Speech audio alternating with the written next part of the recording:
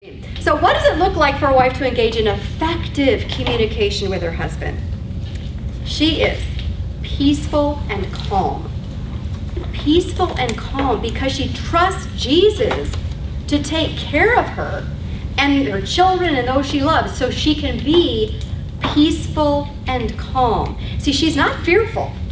So she doesn't have this fear-based lack of communication or too much communication or whatever, because she's calm and centered and peaceful because her foundation is built on Jesus.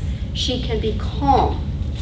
Secondly, she's concise and simple, not using complicated explanations and 1,042 words for something that could be said in 42 words, right? She's just direct and simple. Men really like that. Did you ever see a man just his eyes start glazing over after you're about 4 or 5 sentences into something, and you can tell that they're gravitating toward ESPN and the TV over there or something? I actually had to pivot my husband's head back this way again. Because if you talk too long, they're just like, so just get to the point. Third, she is direct in stating her needs or desires instead of hinting, right? Just forget the hinting thing. It does not work. I've tried it for many years, and I can say it doesn't work. Fourth, she is respectful. She talks respectfully to her husband, and we have learned that respect is not an emotion. It is not a feeling. It is a decision to act respectfully. And your husband will be so blessed if even in a difficult conversation you can be respectful. You're going to bring the tension way down just by you speaking respectfully to him. Fifth, she is loving. She's loving. Sixth, she's gentle. Can we just commit to being gentle with our husbands? Because they're not our enemy. Even in the midst of a raging disagreement, they're not our enemy. Can we be gentle? Be honest in a nice way. Let's put it that way, in a nice way. This is not meaning like you get to say, I see, it looks like you've gained about 20 pounds, honey. So honest in a kind way. Humble. She is humble. And sometimes, and I've been there, a lot of these things, I did it so wrong in my first marriage, and I'm learning to do it better in my second marriage, but I still have a ways to go myself. But humble, wow, we can often feel like we are better than our husbands. Their sin, he was looking at pornography, or he was the one that had the affair, or he's the one that gambled away, half of our income, or he's the one that did this, or he's the one. And so then we get this real, lofty kind of, look down at you thing, demeanor when we're talking to them. Is he going to receive much when you're in that arrogant position?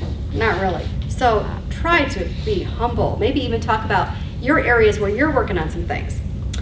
Flexible. This is huge.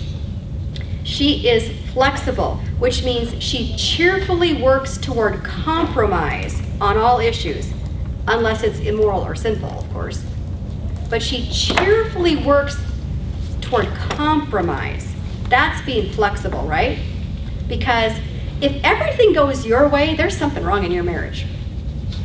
If you win every single argument and you're running the show and everything's done your way, there's probably something wrong in your marriage, and that something would be you.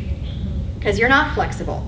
Because you're not right. Unless one of you are Jesus in the flesh here, which would be stunning, you know what? You're not going to be right 100% of the time. And there are things that aren't even moral issues, like, how should we arrange the living room furniture? And if you're winning every argument, then you're not flexible. Pretend she's encouraging. 11, she maintains eye contact with her man. That's so, you know what, men, I have heard a couple of men talking, because I am sometimes privy to conversations my husband's having with other men in ministry, and did you know that's a really big deal to men? That you look at them when they're talking to you.